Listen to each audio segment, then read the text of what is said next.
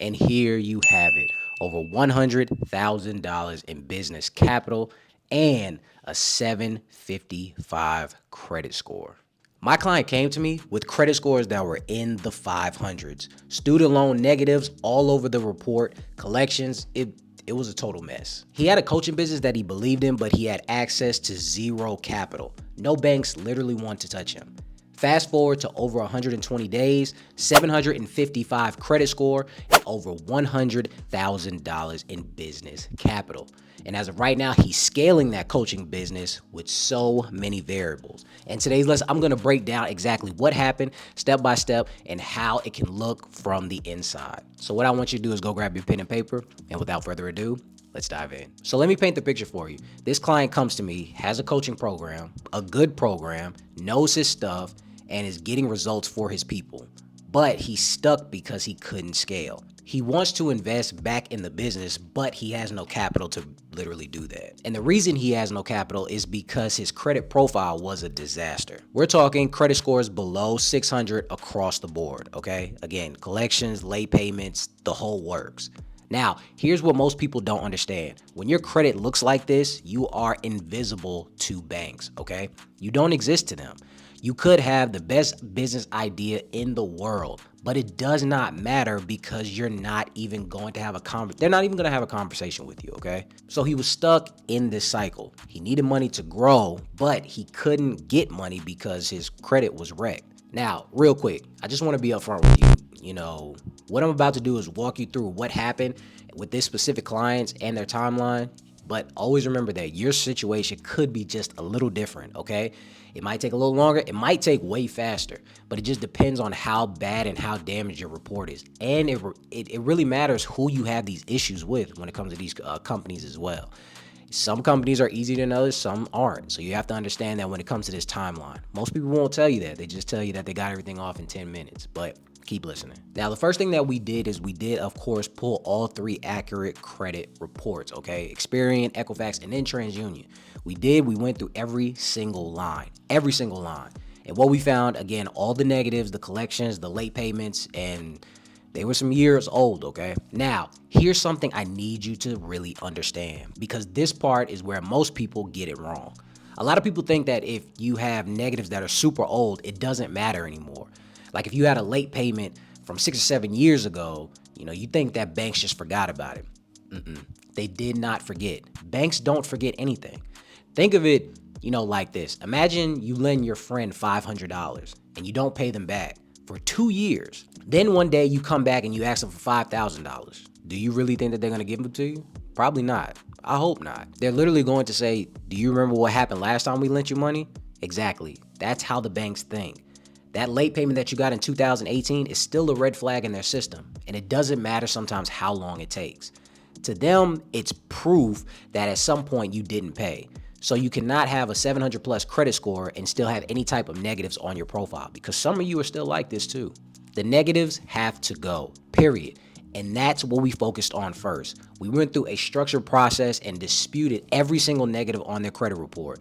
The student loans, the collections, every last one of them. We did use a mixture of my secret strategy on top of Metro 2 compliance and a lot of others to really try to aggressively get this stuff off, to really get them to the next point. We built a strategy around each item that it was based upon. So how old it was, which bureau is reporting to, the whole thing. So again, it did take a little bit of time because, again, we're talking over that 90 to 120 days to get things removed, because they did have over 55 items to get removed. So it wasn't an overnight thing. Quick break. I hope that you're enjoying the video, but this could change your business forever.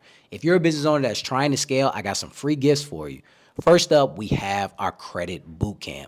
Video trainings where I personally walk you through how to access up to $150,000 in capital, step by step. No fluff, don't worry about it, and straight game. I usually reserve some of the information that I gave you here just for my private clients. And I'm also adding more. Plus, I'm dropping a free inquiry removal kit, okay? This is the exact system that you can use to delete hard inquiries in 48 hours flat. It's all 100% free. The only thing that is going to cost you is your email. That's it. Or you can click the link below to sign up for our free capital consultation where I can help you gain up to $300,000 in capital. So again, click the link below and grab it now. But enough about that. Let's get back to the video. Next, here is where things get really good because most people think that once your score is high, you can just walk into the bank and they'll just hand you a boatload of money. And that's not how it works anymore. Your score gets you in the door, but to get funded, everything else has to come behind it. And this is the part that nobody is talking about. On the business side, you have to look like a real business. I don't care what anybody says. Banks are not just looking at your personal credit. They're going to look at your business structure. They want to know, is this a legitimate operation? Did this person just fill out an LLC last week? There's so many variables to this. So before, we applied anywhere, I did get a full audit of his business. We checked the articles of organization. We reviewed the operating agreement. We even looked at how the LLC was set up. Okay, because this is very important. When it's filed and whether, everything matched across all the boards with the documentation and registration, that is super duper important now. If your business name is slightly different on your articles of organization than what your bank account or your EIN letter says, that's a red flag. And if your registered agent information is outdated, that's a problem. Banks are looking for consistency and they want everything that lines up, okay? So think of it like going to a job interview. I think I said this before in another video. You got the best resume in the world, but your shirt's untucked, you got mustard on your shirt or your tie or whatever. And again, you saying all the right things, but we keep looking at what's going on right here. What's wrong? What's wrong? So we don't hear anything. We just see all the discrepancies. So that's the same thing with the banks. So your business has to look clean, organized, and professional from every single angle. So again, we went through all of it, fixed what needed to be fixed, made sure every document, every registration, and every detail was all sold up and good to go. And once his personal credit and his business profile both passed my checklist, that's when we went for funding. Now with this client, he didn't need a zillion dollars or anything like that. He needed $100,000 to really scale his ads, his marketing, and his operation systems. So we didn't just go to 15 different banks. We were strategic about it. We only had to go to 3. That's it. The first bank that we went to, we made sure that we went to Chase, of course, and we got him $50,000 on the business side, 0 APR. Next, US Bank gave him another $50,000. And then we went to another bank that I'm still utilizing now, and I'm really trying to get all the data points, but it's kind of working. BMO Bank.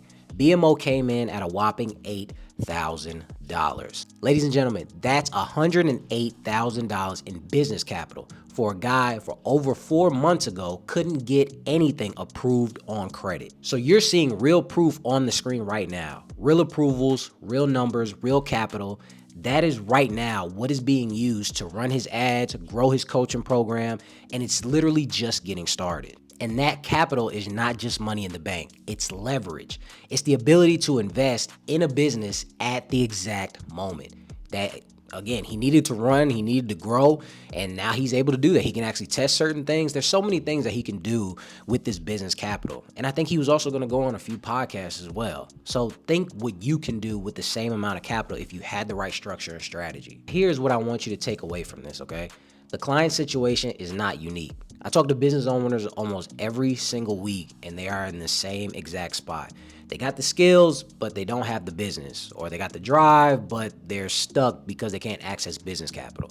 And they can't access business capital because either their credit is holding them back or something else. And that's where I kind of bridge the gap.